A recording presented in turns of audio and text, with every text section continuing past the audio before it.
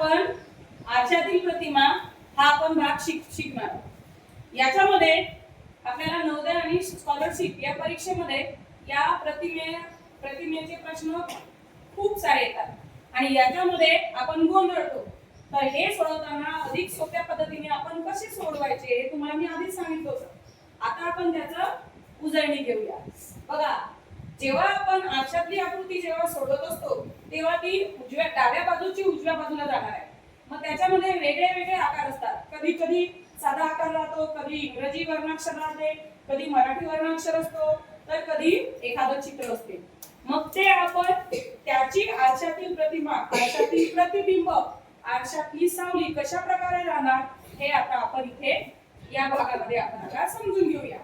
तर याच्यामध्ये सरळ सरळ आणि एक छोटं सोपी सूत्र तुम्हाला मी सांगितलं होतं.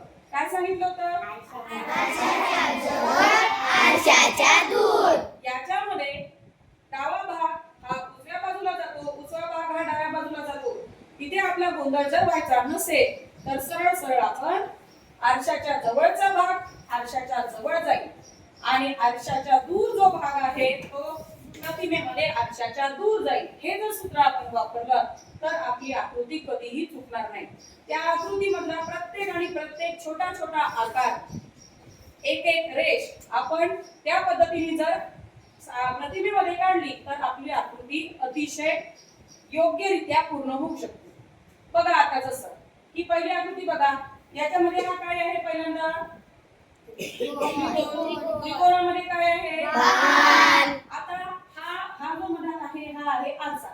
या आरशाकडे आपण बघायचं आणि या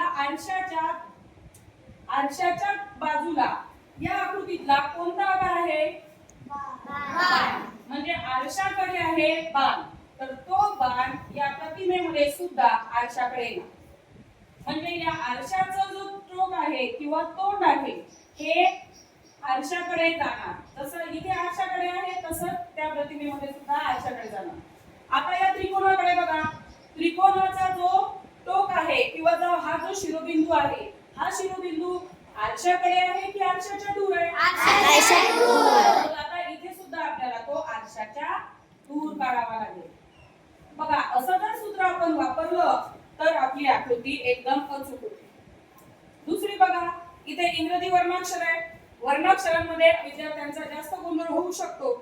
मग इथे बघा, आता इंग्रजी वर्णाक्षर याच्यामध्ये सुद्धा आपण सर्वात पहिल्यांदा सूत्र वापरायचं की आरशाच्या जवळ कोणता अक्षर आहे, आरशाच्या दूर कोणता अक्षर आहे. मग आरशाच्या जवळ कोण आहे? याचा अर्थ इथे सुद्धा कोण जवळ येणार?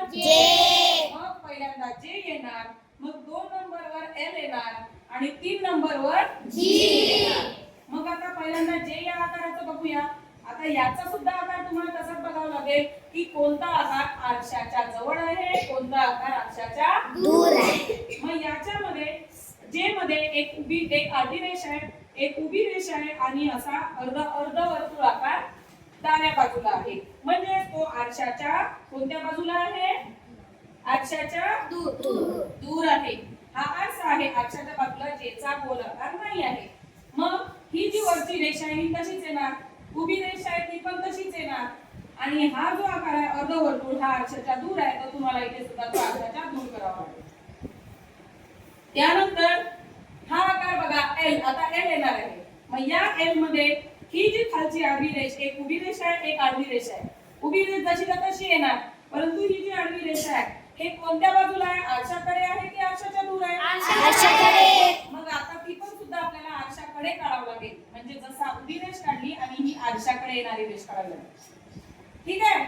त्यानंतर हा जी बघा, आता या जी मध्ये सुद्धा आपल्याला याचं माइन्यूटली निरीक्षण करावं लागेल. याच्यामध्ये हा जो अर्ध गोल आहे हा अर्धा गोल कोणत्या दिशेला तोंड करून आहे? आरशाकडे. म्हणजे इथे सुद्धा आपल्याला आरशाकडे तोंड करावं लागेल अशा प्रकारे. त्यानंतर हा भाग आरशाच्या दूर गेलेला आहे, गोल भाग वरचा, म्हणजे हा आरशाच्या दूर जाणार. मग हा जो भाग आहे हा आरशाकडे जाऊन खाली आलेला आहे. मग हा आरशाकडे जाऊन तुम्हाला खाली यावं लागेल. अशा प्रकारे आपण या 2 आकृत्या आता इथे शिकलेलो आहोत.